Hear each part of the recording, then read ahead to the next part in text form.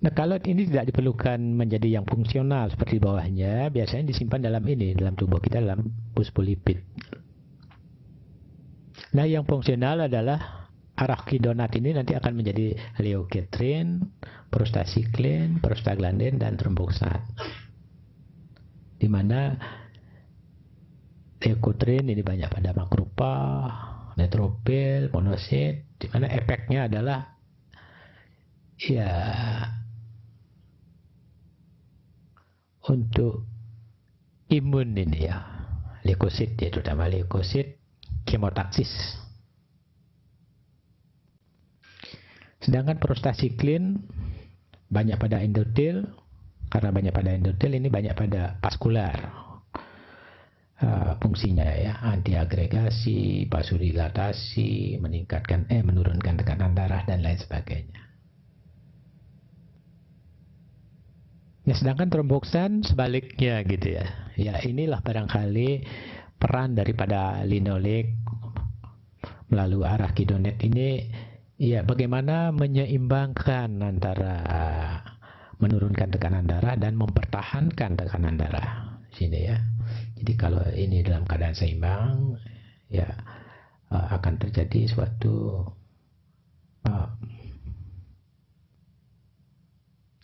tekanan darah yang optimal.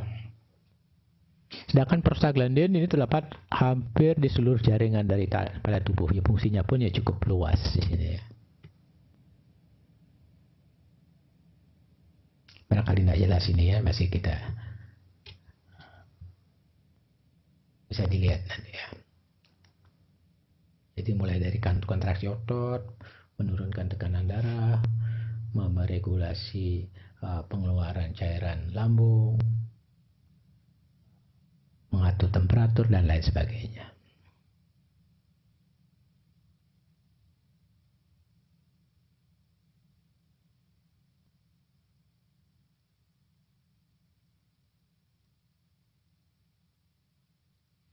Nah, ini spektrum daripada asam lemak ya. Di mana ini adalah lemak jenuh, ini tidak jenuh. Nah, yang di sini sebutkan adalah lemak yang dari animal saja ya. Padahal banyak juga lemak jenuh yang terdapat pada tanaman seperti minyak kelapa, minyak sawit tadi ya. Itu juga minyak jenuh itu ya. Dan cukup banyak dikonsumsi ya. Nah, kalau pada siput ini, pada hewan ini ya memang lemaknya lemak jenuh umumnya ya. Tapi kalau pada siput ini sebagai contoh misalnya udang itu ya cukup tinggi asam lemak jenuhnya gitu ya. Tetapi ada juga siput dia mengandung omega 3 begitu ya. Kalau itu yang dimaksud sebenarnya dia masuk ke sini unsaturated fatty acid gitu ya.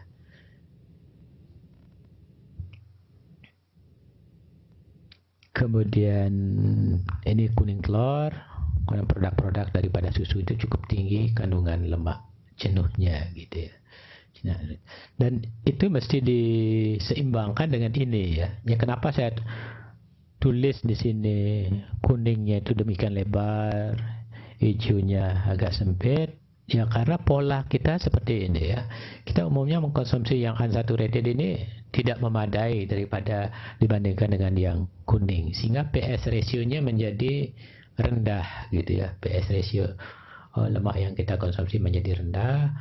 Mungkin ini menjadi salah satu penentu kenapa penyakit-penyakit kardiovaskuler yang berhubungan dengan aterosklerosis dan penyakit jantung koroner ini meningkat kejadiannya ya, karena tidak imbangnya antara konsumsi unsaturated fatty acid dibandingkan dengan yang saturated fatty acid gitu. Dok, sebaiknya berapa? Rasionya sebaiknya berapa? Iya. Rasionya memang diharapkan 1 gitu ya, 1.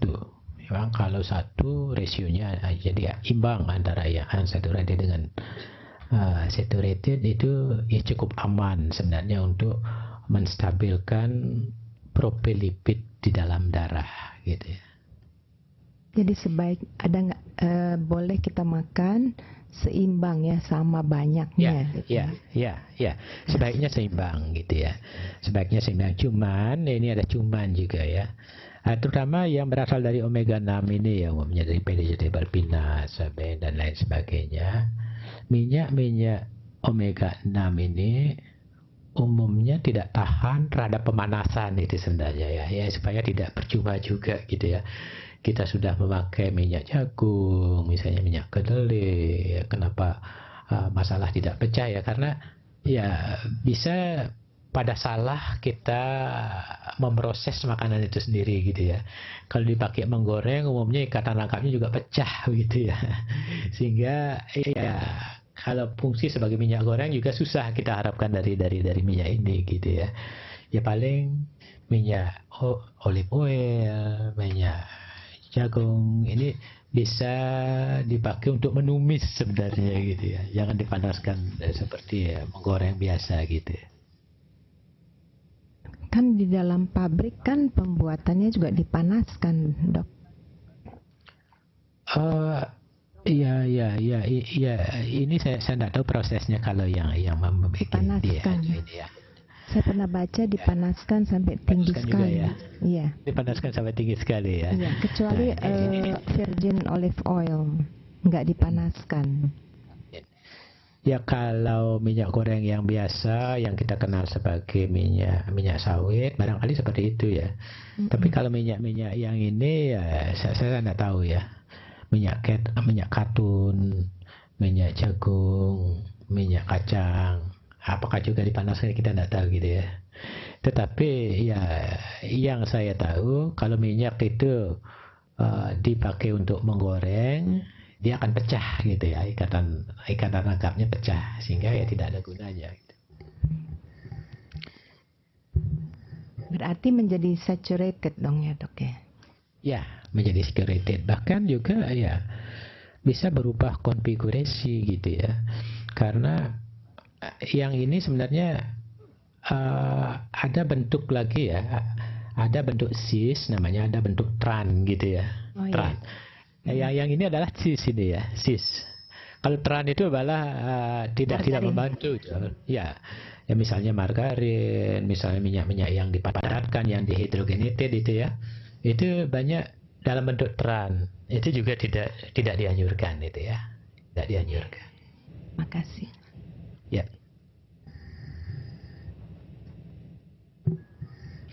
Saya kira itu barangkali masih ada pertanyaan baik yang teman-teman yang seberang sana silakan tentang lemak dan protein ini ya.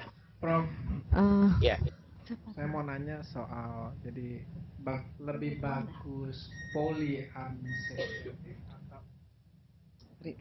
atau mono unsaturated. Ya sebenarnya semua punya fungsi sendiri-sendiri gitu ya, fungsi sendiri-sendiri sehingga nggak bisa kita katakan mana yang lebih baik, mana yang kurang baik, gitu. Termasuk juga yang saturated gitu ya. Semuanya sebenarnya perlu begitu ya. Cuma bagaimana kita menyeimbangkan itu gitu ya, menyeimbangkan itu. Jangan sampai yang satu demikian tingginya, yang lainnya tidak ada gitu ya. Inilah kemudian yang diatur dari PS ratio itu di mana semuanya itu proporsional harus ada ya, proporsional harus ada ya. Mungkin ini kita harus ingat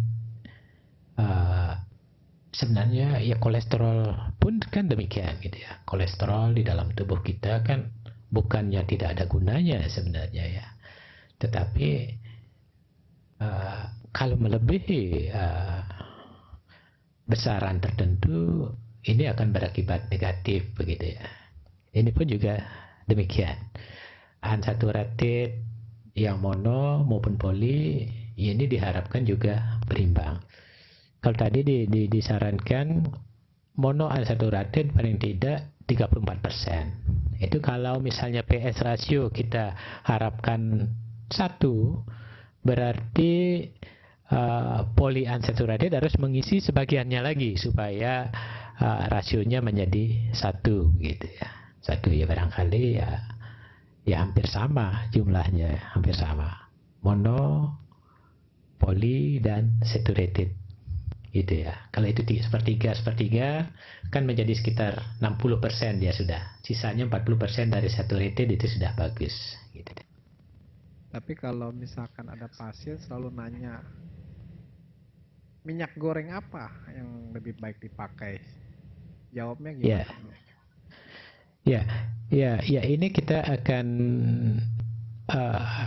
lihat pola dia biasanya ya. Kita kembalikan ke pola makan. Pola makannya biasanya dia bagaimana. Sehingga dari sini kita bisa lebih mengarahkan. Dari pola makan ini kita kan mendapatkan sesuatu misalnya. Apakah dia konsumsinya saturatednya yang menonjol. Kalau itu yang menonjol, barangkali kita bisa menyarankan kurangi komponen itu, tambah komponen lain. Ya, menambah komponen lainnya ini pun juga mesti disertai saran. Misalnya bagaimana mengolahnya gitu ya. Misalnya kalau dia banyak mengkonsumsi gorengan dari minyak sawit, barangkali ya kurangi gorengan itu, kemudian ditambah dengan lebih banyak mengkonsumsi atau diimbangi dengan konsumsi minyak jagung, minyak kacang gitu. Tapi kalau mengkonsumsi minyak jagung ya jangan disarankan untuk menggoreng gitu ya. Mungkin untuk menumis di mana panasnya tidak begitu tinggi. Begitu ya. Olive oil juga cukup tinggi asam lemak tidak jenuh tunggalnya ya, monounsaturatednya cukup tinggi gitu ya. Jadi saya kira demikian. Kita harus kembali lagi ke pola makannya gitu ya. Kalau misalnya pola makannya dia sudah tidak memakai minyak yang tinggi saturatednya, ya barangkali ya kita kembali bagaimana mereka kita suruh mempertahankan dengan memperbaiki itu ya, memperbaiki cara pengolahan misalnya gitu. Saya kira itu ya.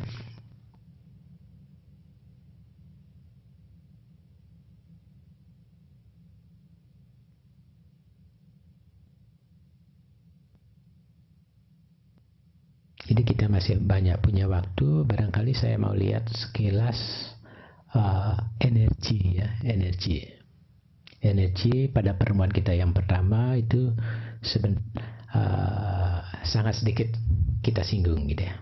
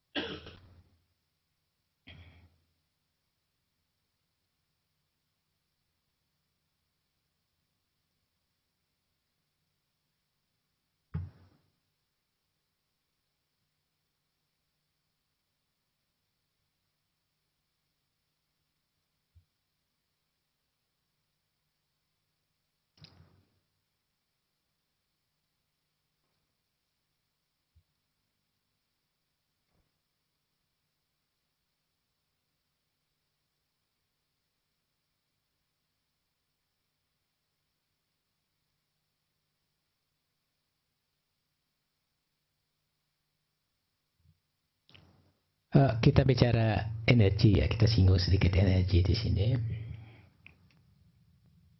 Jadi makronutrien, karbohidrat, protein dan lemak ini adalah sebagai sumber energi ya dalam makanan. Ya, walaupun ada sumber lain juga menghasilkan energi ya, misalnya katakanlah alkohol ya, tetapi alkohol bukanlah makanan yang kita singgung di sini ya.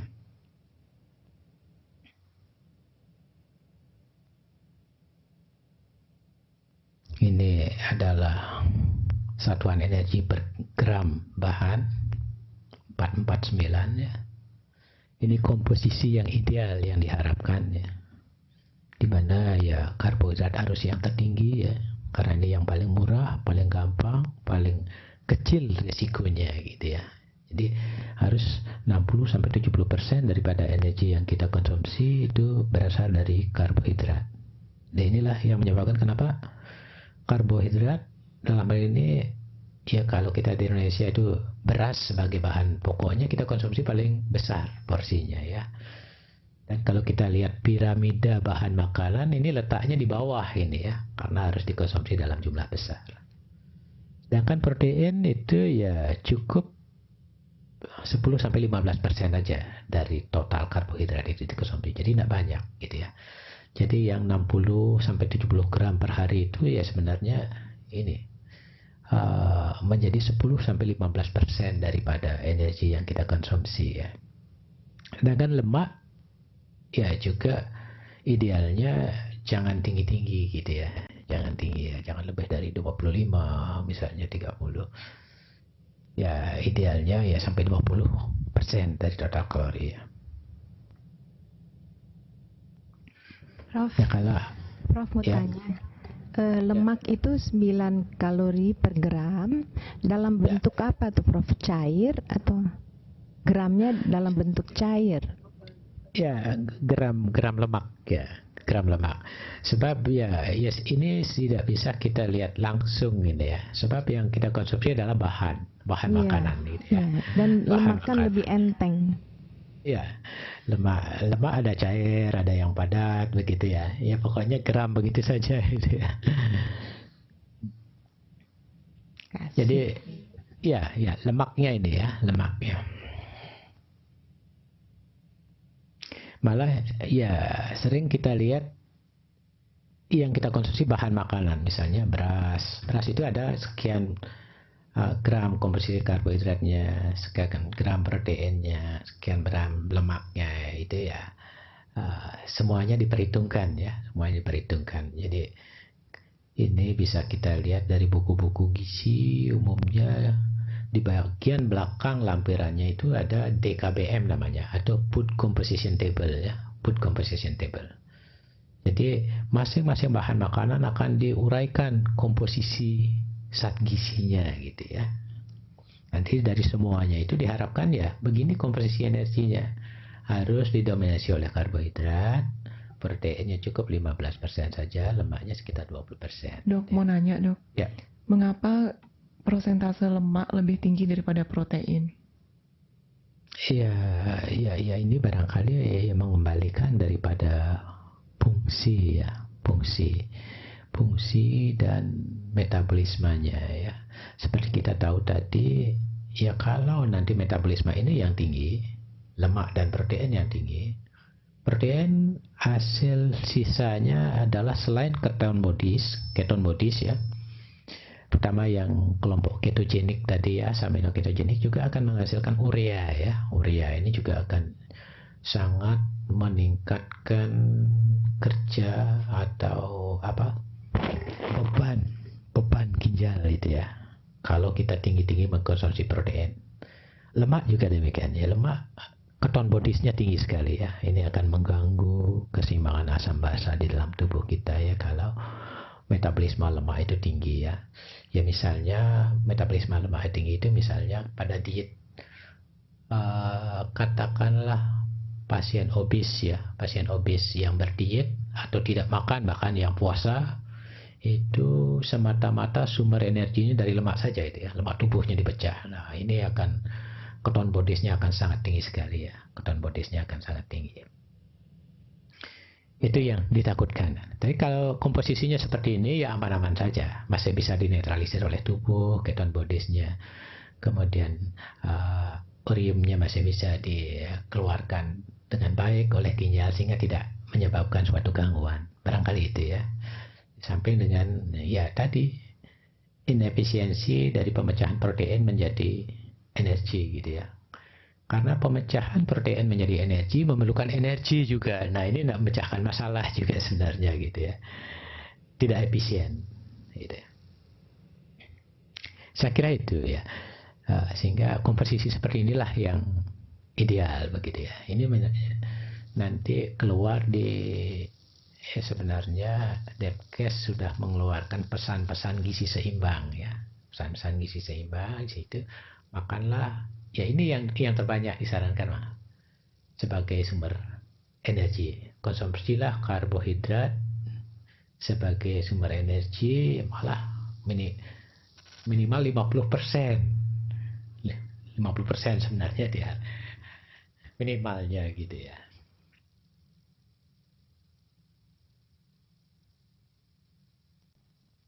Nah, kemudian bagaimana kita menilai asupan energi kita dari makanan? Ya dengan sendirinya ya harus kita tahu bahan makanannya gitu ya. Dengan masing-masing bahan makanan mengandung sejumlah karbohidrat, protein, lemak, dan lain sebagainya. Jadi intake itu kita dapatkan dari makanan. Kemudian kita lihat dari sisi lain ya, sisi lain.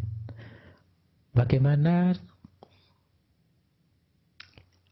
kita memerlukan energi ya, berapa besar energi yang kita butuhkan untuk apa energi tersebut ya. Ini bisa kita asumsikan, bisa kita estimasi sebenarnya ya, melalui besarnya basal metabolic rate, ada BMR, kemudian aktivitas fisik yang dilakukan, kemudian ada faktor stres, kemudian ada SDA daripada makanan itu sendiri ya.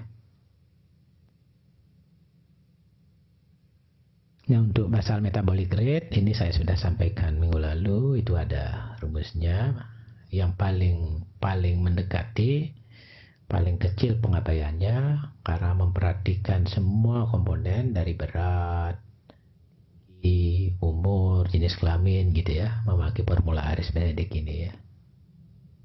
Nanti ini bisa dicoba oleh masing-masing individu ya, untuk mengetahui berapa sih kira-kira basal metabolik kita. Jadi RRE ini adalah Resting Energy Expenditure.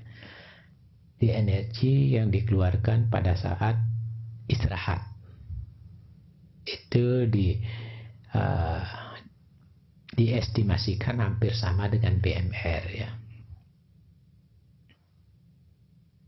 Nah, ini memakai formula lain ya, formula lain. Ya boleh dicoba, semua boleh dicoba gitu ya. Malah ya tolong dicoba juga apakah masing-masing metode yang dipakai ini mendekati hasilnya gitu ya pada orang yang sama. Rumusnya berbeda, kita masukkan di sana, apakah hasilnya mendekati apa jauh berbeda gitu ya. Ya cuma untuk Maplin ini katanya baik diterapkan untuk yang berumur 19 sampai 70 tahun saja ya.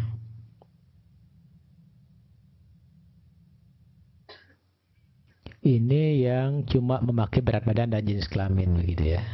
Ini barangkali yang paling kasar dan paling sederhana gitu ya. Kalau perempuan ya BMR-nya sekitar 0,95 kalikan berat badan per jam ya. Kalau per hari dikalikan 24 lagi. Kalau laki-laki 1, ini gampang.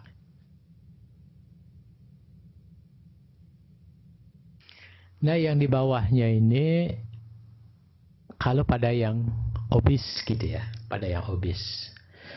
Kalau pada individu yang obes, sebenarnya banyak sel yang ada, tetapi selnya tidak melakukan metabolisme gitu ya. Misalnya sel lemak ya. Sel lemak itu adalah sel yang diam saja gitu ya. Tidak ada proses metabolisme di sana ya. Sehingga ya sebenarnya di dalam perhitungan BMR, kalau kita tahu jumlah sel lemaknya sih bisa kita perhitungkan gitu ya. Tetapi sayangnya kan kita tidak bisa memisahkan apakah berat badan ini berapa persen lemaknya, tidak tahu kita ya. Nah untuk itu kalau untuk individu yang obes memakai formula ini ya. ABW ini adalah actual body weight ya, berat badan yang sesungguhnya ya. IBW ideal body weight ya. Jadi selisih antara berat badan sesungguhnya dengan berat badan ideal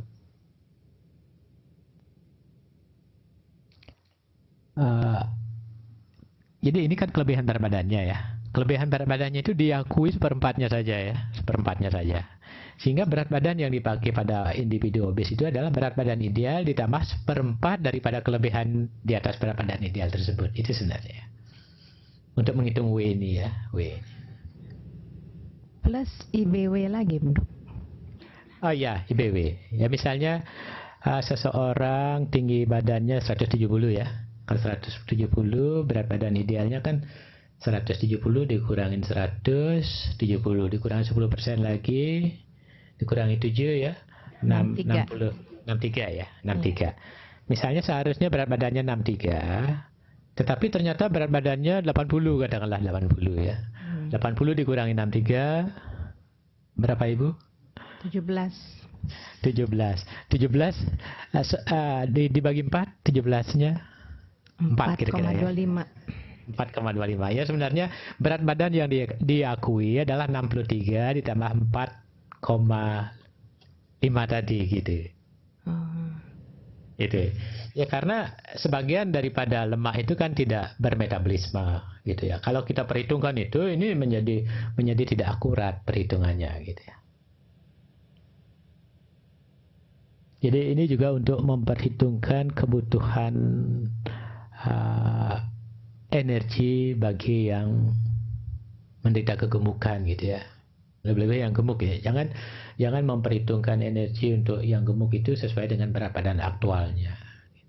Nanti akan menambah gemuk lagi dia gitu ya. Ini konversi untuk aktivitas fisik gitu ya. Kalau istirahat kan persis sama dengan BMR atau REE gitu ya. Pengalinya 1. Kalau aktivitasnya ringan 1,5 kali dan lain sebagainya. Jadi dari sini bisa kita lihat bahwa semakin tinggi aktivitas, kebutuhan energi itu akan semakin tinggi pula gitu ya. Bahkan kalau aktivitasnya berat seperti atlet misalnya akan memerlukan makan yang banyak gitu ya, sampai 7 kali daripada BMR-nya.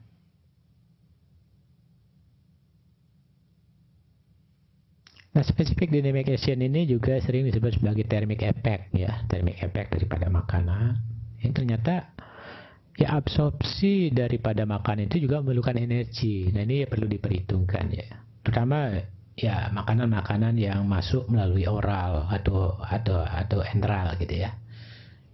Kalau makanannya parenteral sebenarnya SDA tidak ada atau nol gitu.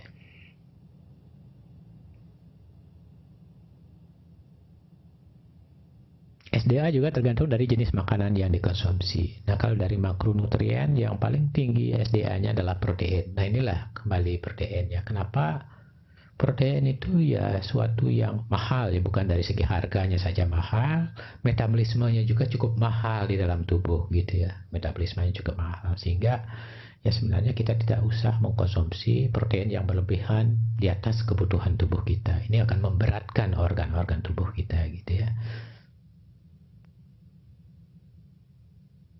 Nah, ini kalau kita lihat per komponen makronutrien. Protein itu 15% dari BMR ya. Kalau kita makan protein saja misalnya ya. Protein saja ya ada misalnya lion diet. Lion diet biasanya banyak dikonsumsi pada yang berdiet, itu makanannya protein tinggi. Ini SDA-nya juga akan tinggi. Dan ini yang cukup berat bagi tubuh kita gitu ya. Sehingga ya sebenarnya ya tidak disarankan.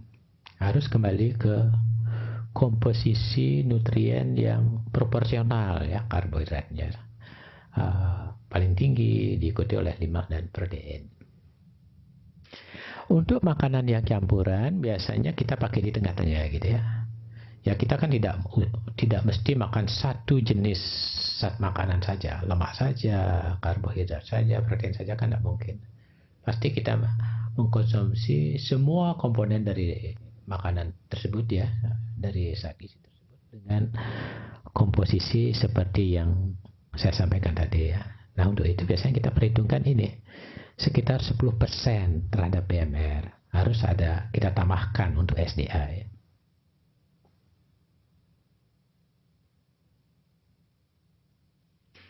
Nah, kemudian untuk faktor stres ya. Faktor stres ternyata juga perlu diperhitungkan ya, baik itu stres fisiologis maupun patologis gitu ya. Inilah sebabnya kenapa pada pasien itu ya sebenarnya kebutuhan nutriennya juga relatif meningkat gitu ya, terutama pada yang mengalami sepsis, febris misalnya ya.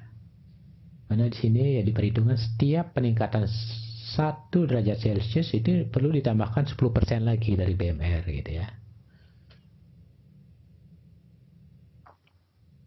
Kemudian untuk ini penambahan berat badan gitu ya, penambahan berat badan. Ya, dalam terapi diet, terapi nutrisi kan sering sekali ya orangnya berat badannya kurang, kita ingin meningkatkan berat badan. Setelah kita hitung semuanya kebutuhan energinya, kalau kita punya tujuan untuk meningkatkan berat badannya, harus ditambahkan lagi ya sekitar 600 ini ya, 600 kalori per hari. Atau sebaliknya gitu ya. Sebaliknya kalau pasien kita obes atau klien kita obes. Ya. Maaf dok, kalau penambahan 600 kalori per hari, kalau dihitung per kilogram, naiknya berat badan itu pada hari keberapa akan tercapai? Iya, iya. Ya, biasanya ini setara dengan penurunan juga gitu ya. Nah, kalau saya bicara sebaliknya sekarang, kalau untuk penurunan berat badan, biasanya penurunan berat badan itu tidaklah harus drastis, demikian juga peningkatan gitu ya. Nah, kalau kita pakai 500 sampai 600 kg per hari, penurunan maupun peningkatannya itu per minggu akan tercapai selisih setengah kilo ya, setengah kilo. Misalnya diet pasiennya dikurangi 500 kalori per hari, berat badannya akan menurun setengah kilo per minggu ya. Nah biasanya ini yang kurang sabar ya, kurang sabar. Tapi ini paling safe gitu ya. Jadi bisa kita tingkatkan sampai 1000 kalori misalnya pengurangannya ya. Misalnya seharusnya dia mengkonsumsi 2000 kalori per hari, kita berikan 1000 saja, ini penurunannya akan lebih cepat. Ya, penurunannya akan menjadi 1 kilogram per minggu gitu ya, 1 kilogram per minggu. Tetapi tidak diharapkan lebih dari itu ya, dari diet gitu ya. Nah kalau untuk penambahan barangkali juga tidak diharapkan lebih dari 600 gitu ya.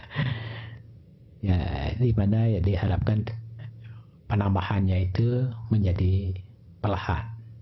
Gitu ya. Jadi kalau penambahan 600 kalori per hari ya kira-kira juga seperti tadi ya. Ya penambahannya mungkin sekitar setengah kilo per minggu. Dok, maksimum boleh turun berapa kilo seminggu? Ya. Misalnya untuk penurunan berat badan semaksimumnya 1 minggu itu berapa kilo?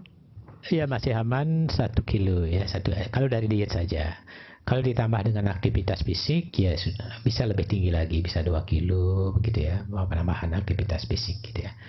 Tetapi jangan nanti terlalu drastis penurunannya, karena kita takutkan nanti efek sampingnya seperti saya sampaikan tadi ya. Keton bodiesnya meningkat, ini akan mengganggu keseimbangan asam, mengganggu ya hemostasis dan lain sebagainya, itu yang kita takutkan gitu ya. Jadi kalau dari diet saja 1 kilogram per minggu itu masih aman. Kalau ditambah exercise sampai 2 kilogram per minggu juga masih aman. Gitu ya. Tapi jangan puasa gitu ya. Jangan puasa, harus ada asupan energi paling tidak untuk BMR. Untuk BMR ya biasanya ya di atas BMR kita pakai ya gitu. BMR ya biasanya sekitar 1000 ya. Kalau di atas BMR kita tambahkan sedikit gitu ya.